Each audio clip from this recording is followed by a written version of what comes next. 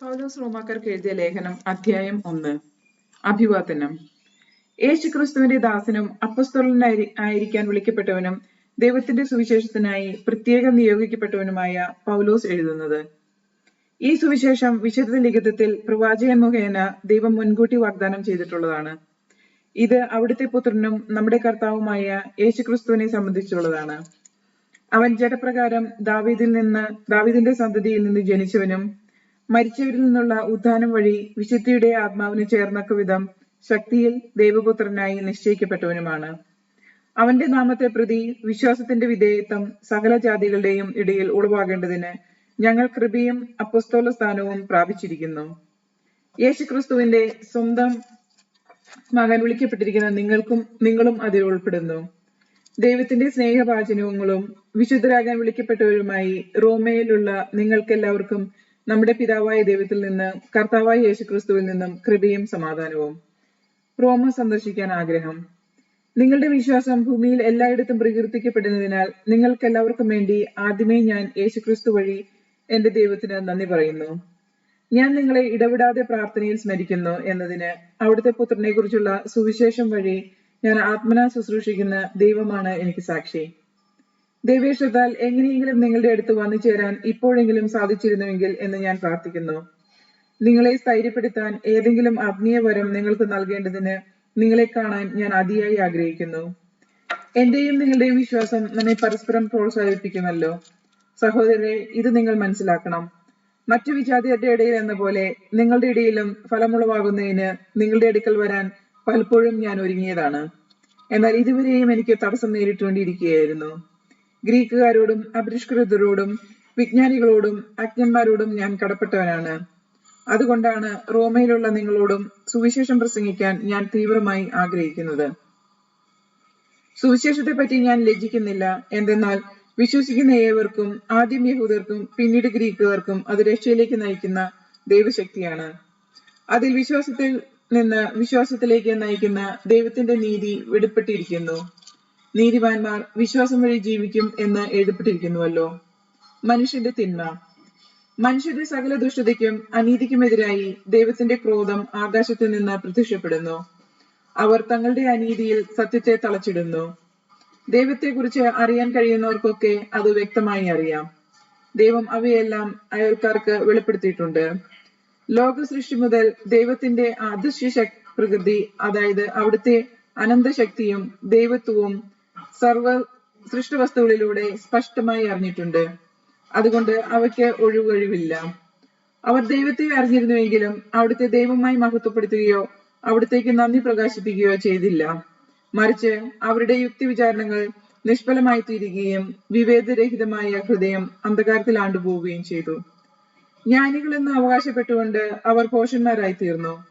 അവർ അനശ്വരായ ദൈവത്തിന്റെ മഹത്വം നശ്വരനായ മനുഷ്യന്റെയോ പക്ഷികളുടെയോ മൃഗങ്ങളുടെയോ ഇഴജന്തുക്കളുടെയോ സാദൃശ്യമുള്ള വിഗ്രഹങ്ങൾക്ക് കൈമാറി. അതുകൊണ്ട് ദൈവം അവരെ തങ്ങളുടെ ആസക്തികളോടുകൂടെ ശരീരങ്ങൾ പരസ്പരം അപമാനിക്കുന്നതിന് അശുദ്ധിക്ക് വിട്ടുകൊടുത്തു. എന്തെന്നാൽ അവർ ദൈവത്തിന്റെ സത്യം ഉപേക്ഷിച്ച് വ്യാജം സ്വീകരിച്ചു. അവർ സൃഷ്ടാവിലുപരി സൃഷ്ടിയെ ആരാധിക്കുകയും സേവിക്കുകയും ചെയ്തു. അവിടുന്ന് എന്നേക്കും വാഴ്ത്തപ്പെട്ടവനാണ്. ആമേൻ. അക്കാരണത്താൽ ദൈവം അവരെ നിത്യമായ വികാരങ്ങൾക്ക് വിട്ടുകൊടുത്തു. അവരുടെ സ്ത്രീകൾ സ്വാഭാവിക ബന്ധങ്ങൾക്ക് പകരം പ്രകൃതി വിരുദ്ധ ബന്ധങ്ങളിൽ ഏർപ്പെട്ടു. അതുപോലെ പുരുഷന്മാർ സ്ത്രീകളുമായുള്ള സ്വാഭാവിക ബന്ധം ഉപേക്ഷിക്കുകയും പരസ്പരാസക്തി ജ്വലിച്ച് അന്യോന്യം ലജ്ജാകര കൃത്യങ്ങളിൽ ഏർപ്പെടുകയും ചെയ്തു. തങ്ങളുടെ തെറ്റിന് അർഹമായ ശിക്ഷ അവർക്ക് ലഭിച്ചു. ദൈവത്തെ അംഗീകരിക്കുന്നത് പോരായ്മയായി അവർ കരുതിയത് നിമിത്തം അധമവികാരത്തിനും അനുചിത പ്രവൃത്തികൾക്കും ദൈവം അവരെ വിട്ടുകൊടുത്തു. അവർ എല്ലാ തരത്തിലുമുള്ള അനീതിയും ദുഷ്ടതയും അത്യാഗ്രഹവും തിന്മയും നിറഞ്ഞവരാണ്. അസൂയ, കൊലപാതകം, ഏഷണി, കലഹം, വഞ്ചന, പരദ്രോഹം എന്നിവയിൽ അവർ മുഴുകുന്നു. അവർ പരദൂഷകരും ദൈവനിന്ദകരും ധിക്കാരികളും ഗർവിഷ്ഠവും പൊങ്ങച്ചക്കാരും തിന്മകൾ ആസൂത്രണം ചെയ്യുന്നവരും മാതാപിതാക്കളെ അനുസരിക്കാത്തവരും ബുദ്ധിഹീനരും അവിശ്വസ്തരും ഹൃദയശൂന്യരും കരുണയില്ലാത്തവരുമായി തീർന്നു. ഇത്തരം കൃത്യങ്ങൾ ചെയ്യുന്നതിന് മരണാർഹമെന്ന് അവർ എന്ന ദൈവകൽപ്പന അറിഞ്ഞിരുന്നിട്ടും അവർ അത് ചെയ്യുന്നു. മാത്രമല്ല അങ്ങനെ ചെയ്യുന്നവരെ അംഗീകരിക്കുകയും ചെയ്യുന്നു. അധ്യായം 2. ദൈവത്തിന്റെ ന്യായവിധി. അല്ലയോ മനുഷ്യ, നീ ആര് തന്നെ ആയാലും ഒരുവനെ വിധിക്കുമ്പോൾ നിനക്ക് ന്യായീകരണമില്ല. അപരനെ വിധിക്കുമ്പോൾ നീ നിന്നെ തന്നെയാണ് വിധിക്കുന്നത്. എന്തെന്നാൽ വിധിക്കുന്ന നീയും അതേ കുറ്റങ്ങൾ ചെയ്യുന്നു. അപ്രകാരം പ്രവർത്തിക്കുന്നവരുടെ മേലുള്ള ദൈവത്തിന്റെ വിധി ന്യായയുക്തമാണെന്ന് നമുക്കറിയാം. ഇത്തരം പ്രവൃത്തികൾ ചെയ്യുന്നവരെ വിധിക്കുകയും എന്നാൽ അവ തന്നെ പ്രവർത്തിക്കുകയും ചെയ്യുന്ന മനുഷ്യ, ദൈവത്തിന്റെ വിധിയിൽ നിന്ന് ഒഴിഞ്ഞു മാറാൻ സാധിക്കുമെന്ന് നീ വിചാരിക്കുന്നുണ്ടോ? അതോ അവിടുത്തെ നിസ്സീമമായ കരുണയും സഹിഷ്ണുതയും ക്ഷമയും നീ നിസ്സാരമാക്കിയാണോ ചെയ്യുന്നത്? നിന്നെ അനുതാപത്തിലേക്ക് നയിക്കുന്നത് ദൈവത്തിന്റെ കരുണയുടെ ലക്ഷ്യമെന്ന് നീ അറിയുന്നില്ലേ? എന്നാൽ ദൈവത്തിന്റെ നീതിയുക്തമായ വിധി വെളിപ്പെടുത്തുന്ന ക്രോധത്തിന്റെ ദിനത്തിലേക്ക് നിന്റെ കഠിനവും അനുതാപരഹിതവുമായ ഹൃദയം നിമിത്തം നിനക്ക് തന്നെ ക്രോധം സംഭരിച്ചു വെക്കുകയാണ്. എന്തെന്നാൽ ഓരോരുത്തർക്കും തങ്ങളുടെ പ്രവൃത്തിക്കനുസരിച്ച് അവിടുന്ന് പ്രതിഫലം നൽകും. സത്കർമ്മത്തിൽ സ്ഥിരതയോടെ നിന്ന് മഹത്വവും ബഹുമാനവും അക്ഷയത്വവും അന്വേഷിക്കുന്നവർക്ക് അവിടുന്ന് നിത്യജീവൻ പ്രദാനം ചെയ്യും. സ്വാർത്ഥമതികളായി സത്യത്തെ അനുസരിക്കാതെ ദുഷ്ടതയ്ക്ക് വഴങ്ങുന്നവർ കോപത്തിനും ക്രോധത്തിനും പാത്രമാകും. തിന്മ പ്രവർത്തിക്കുന്ന ഏതൊരുവനും ആദ്യം യഹൂദനും പിന്നെ ഗ്രീക്കുകാരനും ക്ലേശവും ദുരിതവും ഉണ്ടാകും. എന്നാൽ നന്മ പ്രവർത്തിക്കുന്ന ഏതൊരുവനും ആദ്യം യഹൂദനും പിന്നെ ഗ്രീക്കുകാരനും മഹത്വവും ബഹുമാനവും സമാധാനവും ഉണ്ടാകും. എന്തെന്നാൽ ദൈവസന്നിധിയിൽ മുഖം നോട്ടമില്ല. നിയമബദ്ധരല്ലാതിരിക്കെ പാപം ചെയ്തവരെല്ലാം നിയമം കൂടാതെ നശിക്കും. നിയമബദ്ധരായിരിക്കെ പാപം ചെയ്യുന്നവർ നിയമാനുസൃതം വിധിക്കപ്പെടും. കാരണം നിയമം ശ്രവിക്കുന്നവരല്ല ദൈവസമക്ഷം നീതിമാന്മാർ, നിയമം അനുസരിക്കുന്നവരാണ് നീതീകരിക്കപ്പെടുന്നത്. നിയമം ലഭിച്ചിട്ടില്ലാത്ത വിജാതിയർ നിയമം ആവശ്യപ്പെടുന്ന കാര്യങ്ങൾ സ്വാഭാവികമായി തന്നെ നിറവേറ്റുമ്പോൾ നിയമമില്ലെന്നിരിക്കലും അവർ തങ്ങൾക്ക് തന്നെ ഒരു നിയമമാവുകയാണ് ചെയ്യുന്നത്. നിയമത്തിന്റെ അനുശാസനം തങ്ങളുടെ ഹൃദയത്തിൽ എഴുതപ്പെട്ടിരിക്കുന്നുവെന്ന് അവർ സ്പഷ്ടമാക്കുന്നു. അവരുടെ മനസാക്ഷി അതിന് സാക്ഷ്യം നൽകുന്നു. അവരുടെ വൈരുദ്ധ്യമാർന്ന വിചാരങ്ങൾ അവരെ കുറ്റപ്പെടുത്തുകയോ ന്യായീകരിക്കുകയോ ചെയ്യും. ഞാൻ പ്രസംഗിക്കുന്ന സുവിശേഷം അനുസരിച്ച് ദൈവം യേശുക്രിസ്തു വഴി മനുഷ്യരുടെ രഹസ്യങ്ങൾ വിധിക്കുന്ന ദിവസം ഇതും വെളിവാക്കും. യഹൂദരും നിയമവും. നീ യഹൂദനെന്ന് വിളിക്കപ്പെടുന്നു, നിയമത്തിൽ ആശ്രയിക്കുന്നു, ദൈവത്തിൽ അഭിമാനം കൊള്ളുന്നു. നീ നിയമം പഠിച്ചിട്ടുള്ളതിനാൽ ദൈവഹിതം അറിയുകയും ശ്രേഷ്ഠമായതിനെ അംഗീകരിക്കുകയും ചെയ്യുന്നു.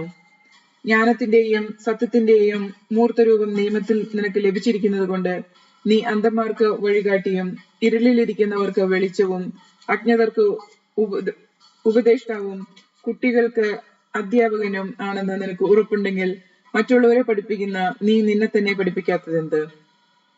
മോഷ്ടിക്കരുതെന്ന് പ്രസംഗിക്കുന്ന നീ മോഷ്ടിക്കുന്നുവോ? വ്യഭിചാരം ചെയ്യരുതെന്ന് പറയുന്ന നീ വ്യഭിചാരം ചെയ്യുന്നുവോ? വിഗ്രഹങ്ങളെ വെറുക്കുന്ന നീ ദേവാലയം കവർച്ച ചെയ്യുന്നുവോ? നിയമത്തിൽ അഭിമാനിക്കുന്ന നീ നിയമം ലംഘിച്ച് ദൈവത്തെ അപമാനിക്കുന്നുവോ? നിങ്ങൾ നിമിത്തം ദൈവത്തിന്റെ നാമം വിജാതിയരുടെ ഇടയിൽ ദൂഷിക്കപ്പെടുന്നുവെന്ന് എഴുതപ്പെട്ടിരിക്കുന്നുവല്ലോ. നീ നിയമം അനുസരിക്കുന്നവനാണെങ്കിൽ പരിച്ഛേദനം അർത്ഥവത്താണ്. നിയമം ലംഘിക്കുന്നവനാണെങ്കിലോ നിന്റെ പരിച്ഛേദനം തീരുന്നു. അതുകൊണ്ട് നിയമം പാലിക്കുന്ന പരിച്ഛേദനായി കണക്കാക്കിക്കൂടെ? ശാരീരികമായി പരിച്ഛേദനം നടത്താതെ തന്നെ നിയമം അനുസരിക്കുന്നവർ നിയമവും പരിച്ഛേദനം ഉണ്ടായിട്ടും നിയമം ലംഘിക്കുന്ന നിന്നെ കുറ്റം വിധിക്കും. എന്തെന്നാൽ ബാഹ്യമായി യഹൂദനായിരിക്കുന്നവനല്ല യഥാർത്ഥ യഹൂദൻ. യഥാർത്ഥ പരിച്ഛേദനം ബാഹ്യമോ ശാരീരികമോ അല്ല, ആത്മീയമായി യഹൂദനായിരിക്കുന്നവനാണ് യഥാർത്ഥ യഹൂദൻ. ഹൃദയത്തിൽ നടക്കുന്ന പരിച്ഛേദനമാണ് യഥാർത്ഥ പരിച്ഛേദനം. അത് ആത്മീയമായാണ്, അക്ഷരാർത്ഥത്തിലുള്ളതല്ല. അവന് പ്രശംസ ലഭിക്കുന്നത് മനുഷ്യരിൽ നിന്നല്ല, ദൈവത്തിൽ നിന്നാണ്. അധ്യായം 3. ദൈവനീതിയും വിശ്വസ്തതയും. അങ്ങനെയെങ്കിൽ യഹൂദിന് കൂടുതലായി എന്ത് മേന്മയാണുള്ളത്? പരിച്ഛേദനം ചെയ്തുകൊണ്ട് എന്ത് പ്രയോജനമാണുള്ളത്? പലവിധത്തിലും വളരെ പ്രയോജനമുണ്ട്. ഒന്നാമത്, ദൈവത്തിന്റെ അരുളിപ്പാടുകൾ ഭരമേൽപ്പിച്ചത് യഹൂദരെയാണ്. അതിൽ ചിലർ അവിശ്വസിച്ചെങ്കിൽ എന്ത്? അവരുടെ അവിശ്വസ്തത ദൈവത്തിന്റെ വിശ്വസ്തതയെ ഇല്ലാതാക്കുമോ? ഒരിക്കലുമില്ല. എല്ലാ മനുഷ്യരും വ്യാജം പറയുന്നവരായാലും ദൈവം സത്യവാനാണ്. ഇങ്ങനെ എഴുതപ്പെട്ടിരിക്കുന്നു, അങ്ങയുടെ വാക്കുകളിൽ അങ്ങ് നീതിമാൻ എന്ന് തെളിയും. വിചാരണ ചെയ്യപ്പെടുമ്പോൾ അങ്ങ് വിജയിക്കും. എന്നാൽ നമ്മുടെ അനീതി ദൈവനീതിയെ വെളിപ്പെടുത്തുന്നുവെങ്കിൽ നാം എന്തു ചെയ്യും? മാനുഷികമായ രീതിയിൽ ഞാൻ ചോദിക്കട്ടെ, നമ്മുടെ നേരെ കോപിക്കുന്ന ദൈവം നീതിയില്ലാത്തവനെന്നോ? ഒരിക്കലുമല്ല. ആണെങ്കിൽ ദൈവം ലോകത്തെ എങ്ങനെ വിധിക്കും? എന്റെ അസത്യം വഴി ദൈവത്തിന്റെ സത്യം അവിടുത്തെ മഹത്വം വർദ്ധിപ്പിക്കുന്നുവെങ്കിൽ എന്നെ പാപിയെന്ന് വിധിക്കുന്നത് എന്തിന്? അപ്പോൾ നന്മയുണ്ടാകാൻ വേണ്ടി തിന്മ ചെയ്യണമെന്നോ? ഞങ്ങൾ ഇങ്ങനെ പഠിപ്പിക്കുന്നുവെന്ന് ഞങ്ങളെപ്പറ്റി ചിലർ ദൂഷണം പറയുന്നുണ്ട്. അവർക്ക് നീതിയുക്തമായ ശിക്ഷ ലഭിക്കും. എല്ലാവരും പാപികൾ. അപ്പോഴെന്ത്? യഹൂദരായി നമുക്ക് വല്ല മേന്മയുമുണ്ടോ? ഇല്ല, അശേഷിയില്ല. യഹൂദരും ഗ്രീക്കുകാരും പാപത്തിന് അധീരരാണെന്ന് നമ്മൾ മുമ്പേ കുറ്റപ്പെടുത്തിയിട്ടുണ്ടല്ലോ. ഇങ്ങനെ എഴുതപ്പെട്ടിരിക്കുന്നു: നീതിമാനായി ആരുമില്ല, ഒരുവൻ പോലുമില്ല. കാര്യം ഗ്രഹിക്കുന്നവനില്ല, ദൈവത്തെ അന്വേഷിക്കുന്നവനുമില്ല. എല്ലാവരും വഴിതെറ്റിപ്പോയി, എല്ലാവർക്കും ഒന്നടങ്കം തെറ്റുപറ്റിയിരിക്കുന്നു. നന്മ ചെയ്യുന്നവനില്ല, ഒരുവനുമില്ല. അവരുടെ തൊണ്ട തുറന്ന ശവക്കുഴിയാണ്. അവർ തങ്ങളുടെ നാവ് വഞ്ചനയ്ക്ക് ഉപയോഗിക്കുന്നു. അവരുടെ അധരങ്ങളുടെ ചുവട്ടിൽ സർപ്പവിഷമുണ്ട്. അവരുടെ വായ് ശാപവും കയ്പും കൊണ്ട് നിറഞ്ഞിരിക്കുന്നു. അവരുടെ പാദങ്ങൾ രക്തം ചൊരിയാൻ വെമ്പുന്നു. അവരുടെ പാതകളിൽ നാശവും ക്ലേശവും പതിയിരിക്കുന്നു. സമാധാനത്തിന്റെ മാർഗം അവർക്ക് അറിഞ്ഞുകൂടാ. അവർക്ക് ദൈവഭയമില്ല. നിയമത്തിന്റെ അനുശാസനങ്ങളെല്ലാം നിയമത്തിന് കീഴുള്ളവരോടാണ് പറയപ്പെട്ടിരിക്കുന്നതെന്ന് നമുക്കറിയാം. എല്ലാ ആദരങ്ങളെയും നിശബ്ദമാക്കുന്നതിനും ലോകം മുഴുവൻ ദൈവത്തിന്റെ മുമ്പിൽ കണക്ക് ബോധിപ്പിക്കുന്നതിനും വേണ്ടിയാണിത്. നിയമം അനുഷ്ഠിക്കുന്നത് കൊണ്ട് ഒരുവനും അവിടുത്തെ സന്നിധിയിൽ നീതീകരിക്കപ്പെടുന്നില്ല. നിയമം വഴി പാപത്തെക്കുറിച്ച് ബോധമുണ്ടാകുന്നുവെന്നേ ഉള്ളൂ. നീതീകരണം വിശ്വാസത്തിലൂടെ. നിയമവും പ്രവാചകന്മാരും സാക്ഷ്യപ്പെടുത്തിയിട്ടുള്ള ദൈവനീതി നിയമത്തിലൂടെ അല്ലാതെ ഇപ്പോൾ വെളിപ്പെട്ടിരിക്കുന്നു. ഈ ദൈവനീതി വിശ്വസിക്കുന്ന എല്ലാവർക്കും ആരെന്നുള്ള വ്യത്യാസം കൂടാതെ യേശുക്രിസ്തുവിലുള്ള വിശ്വാസം വഴി ലഭിക്കുന്നതാണ്. എല്ലാവരും പാപം ചെയ്ത് ദൈവമഹത്വത്തിന് അയോഗ്യരായി അവർ അവിടുത്തെ കൃപയാൽ യേശുക്രിസ്തുവിലുള്ള വീണ്ടെടുപ്പിലൂടെ സൗജന്യമായി നീതീകരിക്കപ്പെടുന്നു. വിശ്വാസം വഴി സംലബ്ധമാകുന്ന രക്തം കൊണ്ടുള്ള പാപപരിഹാരമായി ദൈവം അവനെ നിശ്ചയിച്ചു തന്നു. അവിടുന്ന് തന്റെ ക്ഷമയിൽ പഴയ പാപങ്ങളെ അവഗണിച്ചുകൊണ്ട് ഇപ്പോൾ തന്റെ നീതി വെളിപ്പെടുത്തുവാനും അങ്ങനെ താൻ നീതിമാനാണെന്നും യേശുവിൽ വിശ്വസിക്കുന്നവനെ നീതീകരിക്കുന്നവനാണെന്നും തെളിയിക്കാനുമാണ് ഇപ്രകാരം ചെയ്തത്. അതുകൊണ്ട് നമ്മുടെ വൻപു പറച്ചിൽ എവിടെ? അതിന് സ്ഥാനമില്ലാതായിരിക്കുന്നു. എന്തടിസ്ഥാനത്തിൽ? പ്രവൃത്തിയുടെ അടിസ്ഥാനത്തിലോ? അല്ല, വിശ്വാസത്തിന്റെ അടിസ്ഥാനത്തിൽ. എന്തെന്നാൽ നിയമാനുഷ്ഠാനം കൂടാതെ തന്നെ വിശ്വാസത്താൽ മനുഷ്യൻ നീതീകരിക്കപ്പെടുന്നു എന്ന് നാം അനുമാനിക്കുന്നു. ദൈവം യഹൂദരുടേത് മാത്രമാണോ? വിജാതിയരുടേതല്ലേ? അതെ, അവിടുന്ന് വിജാതിയരുടെയും ദൈവമാണ്. എന്തെന്നാൽ ദൈവം ഏകനാണ്. അവിടുന്ന് പരിച്ഛേദരെയും അപരിച്ഛേദരെയും അവരവരുടെ വിശ്വാസത്താൽ നീതീകരിക്കും. ആകയാൽ നാം നിയമത്തെ വിശ്വാസത്താൽ അസാധുവാക്കുകയാണോ? ഒരിക്കലുമല്ല, നിയമത്തെ ഉറപ്പിക്കുകയാണത്രേ ചെയ്യുന്നത്. അധ്യായം 4. അബ്രാഹത്തിന്റെ മാതൃക. ആകയാൽ ജഡപ്രകാരം നമ്മുടെ പൂർവ്വപിതാവായ അബ്രാഹത്തെ കുറിച്ച് എന്താണ് പറയേണ്ടത്? അബ്രഹാം പ്രവൃത്തികളാലാണ് നീതീകരിക്കപ്പെടുന്നതെങ്കിൽ അവന് അഭിമാനത്തിന് വകയുണ്ട്, ദൈവസന്നിധിയിൽ അല്ലെന്ന് മാത്രം. വിശുദ്ധ ലിഖിതം പറയുന്നത് എന്താണ്? അബ്രഹാം ദൈവത്തിൽ വിശ്വസിച്ചു, അതവന് നീതിയായി പരിഗണിക്കപ്പെട്ടു. ജോലി ചെയ്യുന്നവന്റെ കൂലി കണക്കാക്കപ്പെടുന്നത് ദാനമായിട്ടല്ല, അവകാശമായിട്ടാണ്. പ്രവൃത്തികൾ കൂടാതെ പാപിയെ നീതീകരിക്കുന്നതിൽ വിശ്വസിക്കുന്നവന്റെ വിശ്വാസം നീതിയായി പരിഗണിക്കപ്പെടുന്നു. പ്രവൃത്തികൾ നോക്കാതെ തന്നെ നീതിമാനെന്ന് ദൈവം പരിഗണിക്കുന്നവന്റെ ഭാഗ്യം ദാവീദ് വർണ്ണിക്കുന്നു. അതിക്രമങ്ങൾക്ക് മാപ്പും പാപങ്ങൾക്ക് മോചനവും ലഭിച്ചവൻ ഭാഗ്യവാൻ. കർത്താവ് കുറ്റം ചുമത്താത്തവൻ ഭാഗ്യവാൻ. പരിച്ഛേദർക്ക് മാത്രമുള്ളതാണോ ഈ ഭാഗ്യം? അതോ അപരിച്ഛേദർക്കുമുള്ളതാണോ? അബ്രാഹത്തിന് വിശ്വാസം നീതിയായി പരിഗണിക്കപ്പെട്ടു എന്നാണല്ലോ നാം പറയുന്നത്. അങ്ങനെയാണെങ്കിൽ നാം പരിഗണിക്കുന്നത് അവിടുത്തെ പരിച്ഛേദനമായിരുന്നു. അപരിച്ഛേദനായിരുന്നപ്പോഴാണോ? പരിച്ഛേദനായിരുന്നപ്പോഴല്ല, അപരിച്ഛേദനായിരുന്നപ്പോൾ വിശ്വാസം വഴി ലഭിച്ച നീതിയുടെ മുദ്രയായി പരിച്ഛേദനം എന്ന അടയാളം അവൻ സ്വീകരിച്ചു. ഇത് പരിച്ഛേദനം കൂടാതെ വിശ്വാസികളായി തീർന്ന എല്ലാവർക്കും അവൻ പിതാവാകേണ്ടതിനും അങ്ങനെ അത് അവർക്ക് നീതിയായി പരിഗണിക്കുന്നതിനും ആയിരുന്നു. മാത്രമല്ല അതുവഴി അവൻ പരിച്ഛേദിതരുടെ പരിച്ഛേദനം ഏൽക്കുക മാത്രമല്ല, നമ്മുടെ പിതാവായ അബ്രാഹത്തിന് പരിച്ഛേദനം ഉണ്ടാവുന്നതിന് മുമ്പുണ്ടായിരുന്ന വിശ്വാസത്തെ അനുഗമിക്കുകകൂടി ചെയ്തവരുടെ പിതാവായി. വാഗ്ദാനവും വിശ്വാസവും. ലോകത്തിന്റെ അവകാശിയാകും എന്ന വാഗ്ദാനം അബ്രാഹത്തിൽ നിന്നോ അവന്റെ സന്തതിക്കോ ലഭിച്ചത് നിയമത്തിലൂടെയല്ല, വിശ്വാസത്തിന്റെ നീതിയിലൂടെയാണ്. നിയമത്തെ ആശ്രയിക്കുന്നവർക്കാണ് അവകാശമെങ്കിൽ വിശ്വാസം നിരർത്ഥകവും വാഗ്ദാനം നിഷ്ഫലവുമായി തീരും. എന്തെന്നാൽ നിയമം ക്രോധത്തിന് ഹേതുവാണ്. നിയമമില്ലാത്തിടത്ത് ലംഘനമില്ല. അതിനാൽ വാഗ്ദാനം ചെയ്യപ്പെട്ടത് വിശ്വാസത്തിന്റെ അടിസ്ഥാനത്തിലാണ്. അതൊരു ദാനമായി തീരുന്നതിനും അങ്ങനെ അബ്രാഹത്തിന്റെ എല്ലാ സന്തതികൾക്കും, നിയമം ലഭിച്ച സന്തതികൾക്ക് മാത്രമല്ല അബ്രാഹത്തിന്റെ വിശ്വാസത്തിൽ പങ്കുചേർന്ന സന്തതിക്കും ലഭിക്കുമെന്ന് ഉറപ്പാക്കുന്നതിനു വേണ്ടിയാണ്. അവൻ നമ്മുടെ എല്ലാവരുടെയും പിതാവാണ്. ഞാൻ തന്നെ അനേകം ജനതകളുടെ പിതാവാക്കിയിരിക്കുന്നുവെന്ന് എഴുതപ്പെട്ടിരിക്കുന്നുവല്ലോ. മരിച്ചവർക്ക് ജീവനും അസ്തിത്വമില്ലാത്തവർക്ക് അസ്തിത്വവും നൽകുന്നവന്റെ മുമ്പിൽ അവൻ വിശ്വാസമർപ്പിച്ച ദൈവത്തിന്റെ സന്നിധിയിൽ ഉറപ്പുള്ളതായിരുന്നു ഈ വാഗ്ദാനം. നിന്റെ സന്തതികൾ ഇപ്രകാരമായിരിക്കുമെന്ന് പറയപ്പെട്ടിരിക്കുന്നതനുസരിച്ച് താൻ അനേകം ജനതകളുടെ പിതാവാകുമെന്ന് പ്രതീക്ഷയ്ക്ക് സാധ്യതയില്ലായിരുന്നിട്ടും പ്രതീക്ഷയോടെ അവൻ വിശ്വസിച്ചു. 100 വയസ്സായ തന്റെ ശരീരം മൃതപ്രായനായിരിക്കുന്നുവെന്നും സാറായുടെ ഉദരം വന്ധ്യമാണെന്നും അറിയാമായിരുന്നിട്ടും അവന്റെ വിശ്വാസം ദുർബലമായില്ല. വിശ്വാസമില്ലാത്തവനെ പോലെ ദൈവത്തിന്റെ വാഗ്ദാനത്തിനെതിരായി അവൻ ചിന്തിച്ചില്ല. മറിച്ച് ദൈവത്തെ മഹത്വപ്പെടുത്തിക്കൊണ്ട് അവൻ വിശ്വാസത്താൽ ശക്തി പ്രാപിച്ചു. വാഗ്ദാനം നിറവേറ്റാൻ ദൈവത്തിന് കഴിയുമെന്ന് അവന് പൂർണ്ണ ബോധ്യമുണ്ടായിരുന്നു. അതുകൊണ്ടാണ് അവന്റെ വിശ്വാസം അവന് നീതിയായി പരിഗണിക്കപ്പെട്ടത്. അവനത് നീതിയായി പരിഗണിക്കപ്പെട്ടു എന്ന് എഴുതിയിരിക്കുന്നത് അവനെ സംബന്ധിച്ചു മാത്രമല്ല, നമ്മെ സംബന്ധിച്ചത് കൂടിയാണ്.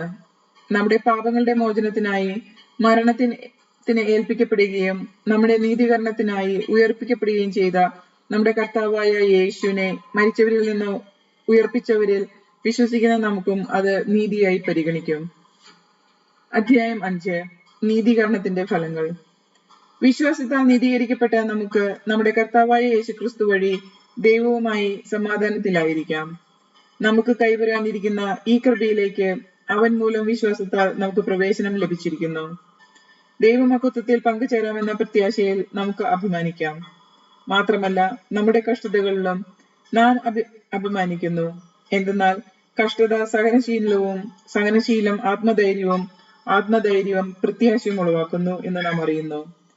പ്രത്യാശ നമ്മെ നിരാശരാക്കുന്നില്ല. കാരണം നമുക്ക് നൽകപ്പെട്ടിരിക്കുന്ന പരിശുദ്ധാത്മാവിലൂടെ ദൈവം തന്റെ സ്നേഹം നമ്മുടെ ഹൃദയത്തിലേക്ക് ചൊരിയപ്പെട്ടിരിക്കുന്നു. നാം ബലഹീനരായിരിക്കെ നിർണയിക്കപ്പെട്ട സമയത്ത് ക്രിസ്തു പാപികൾക്ക് വേണ്ടി മരിച്ചു. നീതിമാനു വേണ്ടി പോലും ആരെങ്കിലും മരിക്കുക പ്രയാസമാണ്. പക്ഷെ ഒരു നല്ല മനുഷ്യന് വേണ്ടി മരിക്കാൻ വല്ലവനും തുനിഞ്ഞെന്നു വരാം. എന്നാൽ നാം പാപികളായിരിക്കെ ക്രിസ്തു നമുക്ക് വേണ്ടി മരിച്ചു. അങ്ങനെ നമ്മോടുള്ള തന്റെ സ്നേഹം ദൈവം പ്രകടമാക്കിയിരിക്കുന്നു. ആകയാൽ ഇപ്പോൾ അവന്റെ രക്തത്താൽ നീതീകരിക്കപ്പെട്ട നാം അവൻ മൂലം ക്രോധത്തിൽ നിന്ന് രക്ഷിക്കപ്പെട്ടു എന്ന് തീർച്ചയാണല്ലോ. നാം ശത്രുക്കളായിരുന്നപ്പോൾ അവിടുത്തെ പുത്രൻ മരണത്താൽ ദൈവവുമായി രമ്യപ്പെട്ടുവെങ്കിൽ രമ്യതപ്പെട്ടതിനു ശേഷം അവന്റെ ജീവൻ മൂലം രക്ഷിക്കപ്പെടുമെന്നും തീർച്ച. മാത്രമല്ല നമ്മുടെ കർത്താവായ യേശുക്രിസ്തു വഴി നാം ദൈവത്തിൽ അഭിമാനിക്കുകയും ചെയ്യുന്നു. അവൻ വഴിയാണല്ലോ നാം ഇപ്പോൾ അനുരഞ്ജനം സാധിച്ചിരിക്കുന്നത്. ആദവും ക്രിസ്തുവും. ഒരു മനുഷ്യൻ മൂലം പാപവും മൂലം മരണവും ലോകത്തിൽ പ്രവേശിച്ചു. അപ്രകാരം എല്ലാവരും പാപം ചെയ്തുകൊണ്ട് മരണം എല്ലാവരിലും വ്യാപിച്ചു. നിയമം നൽകപ്പെട്ടതിന് മുമ്പ് തന്നെ പാപം ലോകത്തിൽ ഉണ്ടായിരുന്നു. എന്നാൽ നിയമമില്ലാത്തപ്പോൾ പാപം കണക്കിലെടുക്കപ്പെടുന്നില്ല. ആദത്തിന്റെ പാപത്തിന് സദൃശ്യമായ പാപം ചെയ്യാതിരുന്നവരുടെ മേൽ പോലും ആദത്തിന്റെ കാലം മുതൽ മോശയുടെ കാലം വരെ മരണം ആധിപത്യം പുലർത്തി. ആദം വരാനിരുന്നതിന്റെ പ്രതിരൂപമാണ്. എന്നാൽ പാപം പോലെയല്ല കൃപാദാനം. ഒരു മനുഷ്യന്റെ പാപം മൂലം വളരെ പേർ മരിച്ചുവെങ്കിൽ ദൈവകൃപയും യേശുക്രിസ്തു എന്ന ഒരു മനുഷ്യന്റെ കൃപാദാനവും അനേകർക്ക് എത്ര സമൃദ്ധമായി ലഭിച്ചിരിക്കുന്നു. ഒരുവന്റെ പാപത്തിൽ നിന്നുള്ള ഉളവായ ഫലം പോലെയല്ല ഈ ദാനം. ഒരു പാപത്തിന്റെ ഫലമായി ഉണ്ടായ വിധി ശിക്ഷയ്ക്ക് കാരണമായി. അനേകം പാപങ്ങൾക്ക് ശേഷം ആത്മഗതമായ കൃപാദാനമാകട്ടെ നീതീകരണത്തിന് കാരണമായി. ഒരു മനുഷ്യന്റെ പാപത്താൽ ആ മനുഷ്യൻ മൂലം മരണം ആധിപത്യം നടത്തിയെങ്കിൽ കൃപയുടെയും നീതിയുടെയും ദാനത്തിന്റെയും സമൃദ്ധി സ്വീകരിക്കുന്നവൻ യേശു ക്രിസ്തു എന്ന ഒരു മനുഷ്യൻ മൂലം എത്രയോ അധികമായി ജീവനിൽ വാഴും. അങ്ങനെ ഒരു മനുഷ്യന്റെ പാപം എല്ലാവർക്കും ശിക്ഷാവിധിക്ക് കാരണമായതുപോലെ ഒരു മനുഷ്യന്റെ നീതിപൂർവമായ പ്രവൃത്തി എല്ലാവർക്കും ജീവദായകമായ നീതീകരണത്തിന് കാരണമായി. ഒരു മനുഷ്യന്റെ അനുസരണക്കേടിനാൽ അനേകം പാപികളായി തീർന്നതുപോലെ ഒരു മനുഷ്യന്റെ അനുസരണത്താൽ അനേകർ നീതിയുള്ളവരാകും. പാപം വർദ്ധിപ്പിക്കാൻ നിയമം രംഗപ്രവേശനം ചെയ്തു. എന്നാൽ പാപം വർദ്ധിച്ചെടുത്ത് കൃപ അതിലേറെ വർദ്ധിച്ചു. അങ്ങനെ പാപം മരണത്തിലൂടെ ആധിപത്യം പുലർത്തിയതുപോലെ കൃപ നീതി വഴി നമ്മുടെ കർത്താവായ യേശു ക്രിസ്തുവിലൂടെ നിത്യജീവനിലേക്ക് നയിക്കാൻ ആധിപത്യം പുലർത്തും. ക്രിസ്തുവിൽ ജീവിക്കുന്നവർ. അപ്പോൾ നാം എന്താണ് പറയേണ്ടത്? ക്രമസമർത്ഥമാകാൻ വേണ്ടി പാപത്തിൽ തുടരണമെന്നോ? ഒരിക്കലുമല്ല. പാപത്തെ സംബന്ധിച്ചിടത്തോളം മരിച്ചവരായ നാം ഇനി അതിൽ ജീവിക്കുന്നത് എങ്ങനെ? യേശുക്രിസ്തുവിനോട് ഐക്യപ്പെടാൻ ജ്ഞാനസ്നാനം സ്വീകരിച്ച നാം എല്ലാവരും അവന്റെ മരണത്തോട് ഐക്യപ്പെടാനാണ് ജ്ഞാനസ്നാനം സ്വീകരിച്ചതെന്ന് നിങ്ങൾക്ക് അറിഞ്ഞുകൂടെ? അങ്ങനെ അവന്റെ മരണം നമ്മെ ഐക്യപ്പെടുത്തിയ ജ്ഞാനസ്നാനത്താൽ നാം അവനോടൊത്ത് സംസ്കരിക്കപ്പെട്ടു. ക്രിസ്തു മരിച്ചതിന് ശേഷം പിതാവിന്റെ മഹത്വത്തിൽ ഉയർത്തെഴുന്നേറ്റതുപോലെ നാമും പുതിയ ജീവിതം നയിക്കേണ്ടതിനാണ് അവനോടൊത്ത് സംസ്കരിക്കപ്പെടുന്നത്. അവന്റെ മരണത്തിന് സദൃശമായ ഒരു മരണത്താൽ നാം അവനോട് ഐക്യപ്പെട്ടവരായെങ്കിൽ അവന്റെ പുനരുത്ഥാനത്തിന് സദൃശമായ ഒരു പുനരുത്ഥാനത്തിനും അവനോട് ഐക്യപ്പെട്ടവരായിരിക്കും. നാം ഇനി പാപത്തിന് അടിമ ആകാതിരിക്കത്തക്ക വിധം പാപപൂർണമായ ശരീരത്തെ നശിപ്പിക്കാൻ വേണ്ടി നമ്മിലെ പഴയ മനുഷ്യൻ അവനോടുകൂടെ ക്രൂശിക്കപ്പെട്ടിരിക്കുന്നുവെന്ന് നമുക്കറിയാമല്ലോ. എന്തെന്നാൽ മരിച്ചവൻ പാപത്തിൽ നിന്ന് മോചിതനായിരിക്കുന്നു. നാം ക്രിസ്തുവിനോടുകൂടെ മരിച്ചുവെങ്കിൽ അവനോടുകൂടെ ജീവിക്കും എന്ന് നാം വിശ്വസിക്കുന്നു. മരിച്ചവനിൽ നിന്ന് ഉദ്ധാനം ചെയ്ത ക്രിസ്തു ഇനി ഒരിക്കലും മരിക്കില്ലെന്ന് നമുക്കറിയാം. മരണത്തിൽ നിന്ന് അവന്റെ മേൽ ഇനി അധികാരമില്ല. അവൻ മരിച്ചു. പാപത്തെ സംബന്ധിച്ചിടത്തോളം എന്നേക്കുമായി അവൻ മരിച്ചു. അവൻ ജീവിക്കുന്നു. ദൈവത്തിനു വേണ്ടി അവൻ ജീവിക്കുന്നു. അതുപോലെ നിങ്ങളും പാപത്തെ സംബന്ധിച്ചിടത്തോളം മരിച്ചവരാണെന്ന് യേശു ക്രിസ്തുവിൽ ദൈവത്തിനു വേണ്ടി ജീവിക്കുന്നവരാണെന്നും അറിഞ്ഞുകൊള്ളുവിൻ. അതുകൊണ്ട് ജഡമോഹങ്ങൾ നിങ്ങളെ കീഴ്പ്പെടുത്താൻ തക്കവിധം പാപം നിങ്ങളുടെ മൃതശരീരത്തിൽ ഭരണം നടത്താതിരിക്കട്ടെ. നിങ്ങളുടെ അവയവങ്ങളെ അനീതിയുടെ ഉപകരണങ്ങളായി പാപത്തിന് സമർപ്പിക്കരുത്. പ്രത്യുത മരിച്ചവരിൽ നിന്ന് ജീവൻ പ്രാപിച്ചവരായി നിങ്ങളെ തന്നെയും നീതിയുടെ ആയുധങ്ങളായി നിങ്ങളുടെ അവയവങ്ങളെയും ദൈവത്തിന് സമർപ്പിക്കുവിൻ. ദൈവം നിങ്ങളുടെ മേൽ ഭരണം നടത്തുകയില്ല. കാരണം നിങ്ങൾ നിയമത്തിന് കീഴിലല്ല, കൃപയ്ക്ക് കീഴിലാണ്.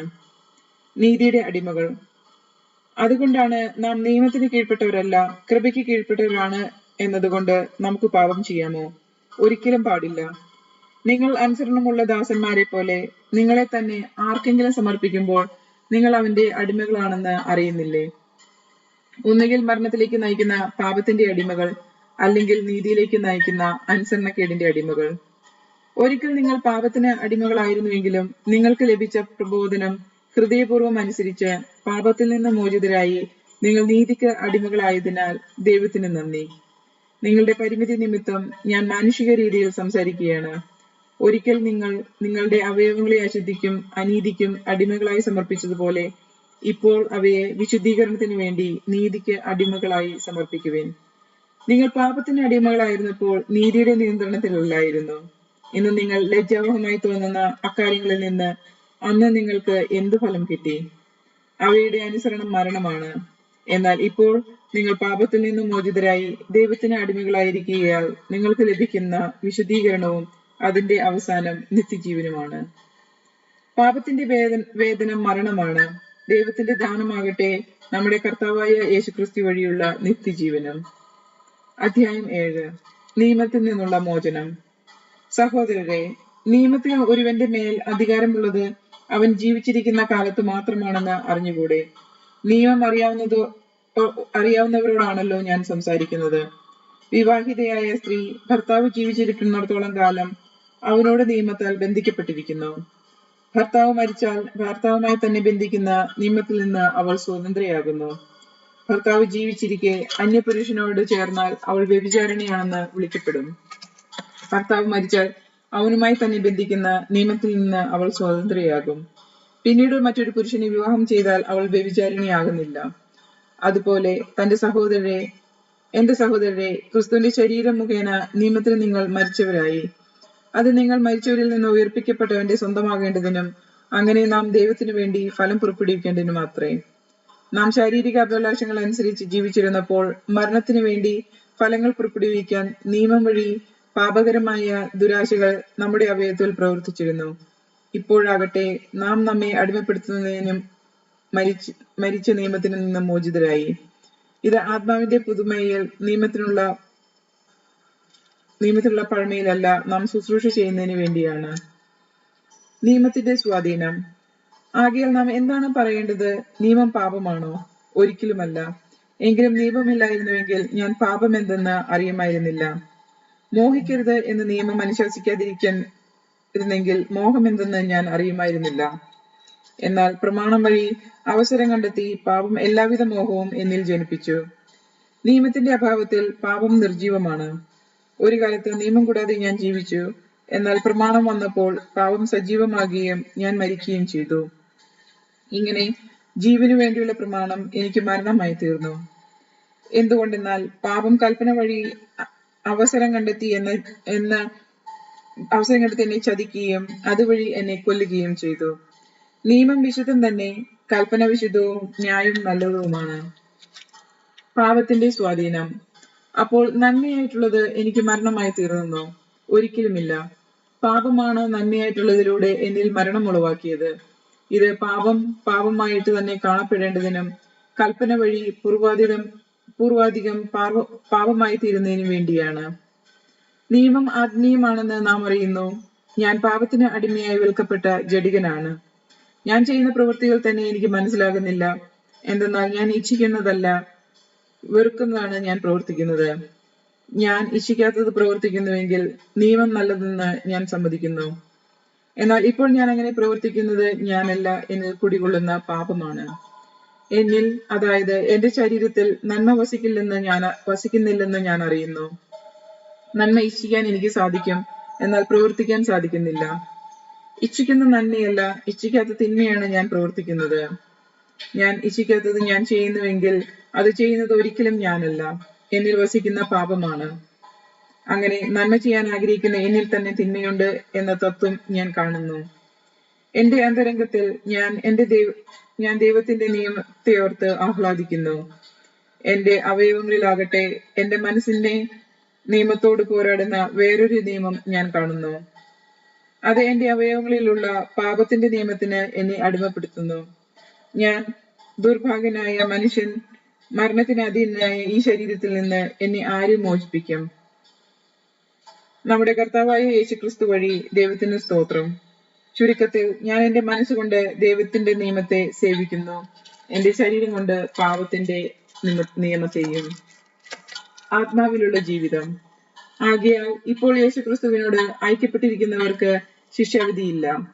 എന്തെന്നാൽ യേശുക്രിസ്തുവിലുള്ള ജീവാത്മാവിന്റെ നിയമം നിന്നെ പാപത്തിന്റെയും മരണത്തിന്റെയും നിയമത്തിൽ നിന്ന് സ്വതന്ത്രനാക്കിയിരിക്കുന്നു. ശരീരത്താൽ ബലഹീനമാക്കപ്പെട്ട നിയമത്തിന് അസാധ്യമായത് ദൈവം ചെയ്തു. അവിടുന്ന് തന്റെ പുത്രനെ പാപപരിഹാരത്തിന് വേണ്ടി പാപമായ ശരീരത്തിന്റെ സാദൃശ്യത്തിൽ അയച്ചുകൊണ്ട് പാപത്തിന് ശരീരത്തിൽ ശിക്ഷ വിധിച്ചു. ഇത് ശരീരത്തിന്റെ പ്രവണതകൾക്കനുസരിച്ച് ജീവിക്കാതെ ആത്മാവിന്റെ പ്രചോദനം അനുസരിച്ച് ജീവിക്കുന്ന നമ്മിൽ നിയമത്തിന്റെ അനുശാസനം സഫലമാകുന്നതിന് വേണ്ടിയാണ്. എന്തെന്നാൽ ജഡികമായി ജീവിക്കുന്നവൻ ജഡിക കാര്യങ്ങളിൽ മനസ്സുവെക്കുന്നു, ആത്മീയമായി ജീവിക്കുന്നവനാകട്ടെ ആത്മീയ കാര്യങ്ങളിൽ മനസ്സുവെക്കുന്നു. ജഡിക അഭിലാഷങ്ങൾ മരണത്തിലേക്ക് നയിക്കുന്നു, ആത്മീയ അഭിലാഷങ്ങൾ ജീവനിലേക്കും സമാധാനത്തിലേക്കും. ജഡിക താല്പര്യത്തിൽ മുഴുകിയിരിക്കുന്ന മനസ്സ് ദൈവത്തിന്റെ ശത്രുവാണ്. അത് ദൈവത്തിന്റെ നിയമത്തിന് കീഴ്പ്പെടാൻ അതിന് സാധിക്കുകയുമില്ല. ജഡിക പ്രവണതകൾ അനുസരിച്ച് ജീവിക്കുന്നവർക്ക് ദൈവത്തെ പ്രസാദിപ്പിക്കുക സാധ്യമല്ല. ദൈവത്തിന്റെ ആത്മാവ് യഥാർത്ഥത്തിൽ നിങ്ങൾ വസിക്കുന്നുവെങ്കിൽ നിങ്ങൾ ജഡികരല്ല, ആത്മീയരാണ്. ക്രിസ്തുവിന്റെ ആത്മാവല്ലാത്തവൻ ക്രിസ്തുവിലുള്ളതല്ല. എന്നാൽ നിങ്ങളുടെ ശരീരം പാപം നിമിത്തം മൃതനാണെങ്കിലും ക്രിസ്തു നിങ്ങളിൽ ഉണ്ടെങ്കിൽ നിങ്ങളുടെ ആത്മാവ് നീതി നിമിത്തം ജീവനുള്ളതായി തീരും. യേശുവിനെ മരിച്ചവരിൽ നിന്ന് ഉയർപ്പിച്ചവന്റെ ആത്മാവ് നിങ്ങളിൽ വസിക്കുന്നുണ്ടെങ്കിൽ യേശു ക്രിസ്തുവിനെ ഉയർപ്പിച്ചവൻ നിങ്ങളുടെ മൃത്യു ശരീരങ്ങൾക്കും നിങ്ങളിൽ വസിക്കുന്ന തന്റെ ആത്മാവിനാൽ ജീവൻ പ്രദാനം ചെയ്യും. ആകയാൽ സഹോദരരെ, ജഡിക പ്രവണതകൾ അനുസരിച്ച് ജീവിക്കാൻ നാം ജഡത്തിന് കടപ്പെട്ടവരല്ല. ജഡികമായി ജീവിക്കുന്നുവെങ്കിൽ നിങ്ങൾ തീർച്ചയായും മരിക്കും. എന്നാൽ ശരീരത്തിന്റെ പ്രവണതകളെ ആത്മാവിനാൽ നിർവഹിക്കുന്നുവെങ്കിൽ നിങ്ങൾ ജീവിക്കും. ദൈവാത്മാവിനാൽ നയിക്കപ്പെടുന്നവരെല്ലാം ദൈവത്തിന്റെ പുത്രന്മാരാണ്. നിങ്ങളെ വീണ്ടും ഭയത്തിലേക്ക് നയിക്കുന്ന അടിമത്തത്തിന്റെ ആത്മാവിനെയല്ല, മറിച്ച് പുത്രസ്വീകാര്യത്തിന്റെ ആത്മാവിനെയാണ് നിങ്ങൾ കൈക്കൊണ്ടിരിക്കുന്നത്. ഈ ആത്മാവ് മൂലമാണ് നാം ആബാ, പിതാവേ എന്ന് വിളിക്കുന്നത്. നാം ദൈവത്തിന്റെ മക്കളാണെന്ന് ഈ ആത്മാവ് നമ്മുടെ ആത്മാവിനോട് ചേർന്ന് സാക്ഷ്യം നൽകുന്നു. നാം മക്കളെങ്കിൽ അവകാശികളുമാണ്, ദൈവത്തിന്റെ അവകാശികളും ക്രിസ്തുവിന്റെ കൂട്ടവകാശികളും. എന്തെന്നാൽ അവനോടൊപ്പം ഒരിക്കൽ മഹത്വപ്പെടേണ്ടതിന് ഇപ്പോൾ അവനോടുകൂടെ നാം പീഡകൾ അനുഭവിക്കുന്നു.